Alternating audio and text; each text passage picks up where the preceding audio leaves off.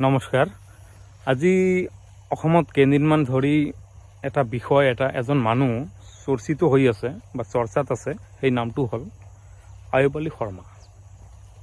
আয়ুব আলী শৰ্মাক মই পাৰ্চনেলি 2-3 বছৰ ধৰি চিনি পাওঁ ফেচবুক যোগে।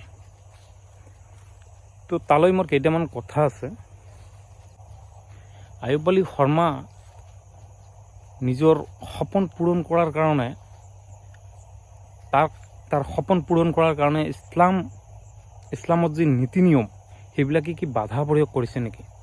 আৰু যদি নাই কৰা, আয়ুব আলী শৰ্মা এজন নাস্তিক বুলি নিজকে কোৱায়। চ' তাৰ কিমান ডাঙৰ নাস্তিক আমিতো চাব লাগিব ন।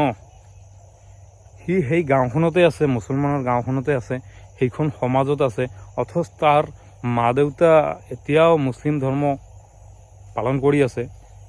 সেইখন গাঁৱত থাকি, সেইখন সমাজত থাকি, তাৰ মা দেউতা মুছলিম, সিহঁতৰ মাজত থাকি সিহঁতৰে টকা উপাৰ্জন কৰা টকাৰে খায়।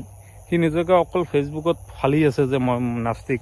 তই কিমান ডাঙৰ নাস্তিক আমিও চাওঁ। তই ঘৰখনেৰ, সমাজখনেৰ, গাঁওখনেৰ, নিজৰ মা দেউতাকেৰ গৈ 6 মাহমান থাকি সময় দি আছিল। সময় বাছ বহুত 6 মাহমান থাকিয়া আমিও চাওঁ তই নাস্তিক না, এইবিলাক অকল নাটক কৰি আছো, তই অকল পাব্লিচিটি পোৱাৰ কাৰণে। মোৰ মতেতো সি মিডিয়া এটেনশ্যন পোৱাৰ কাৰণে এইবিলাক নাটক কৰি আছে। তো আয়ুব আলী শৰ্মাক মই লাষ্ট মেছেজ এটাই দিব বিচাৰিছোঁ। যোৱা ভিডিঅ'টোত যিটো ভিডিঅ' সি দিছিলে, যোৱাকালি হয়তো নহ'লে পৰহি হ'ব, সি কৈ আছে যে ইছলাম ধৰ্মাৱলম্বী মানুহে বা মুছলিম সমাজে মোক ইমান অত্যাচাৰ কৰি আছে, এইটো সেইটো কৰি। চাওক, এটা কথা, আমাৰ দেশত আয়ুব আলী শৰ্মাই জানে নে নাজানে মই নাজানো, তাৰ নলেজ কিমান দূৰ মই নাজানো।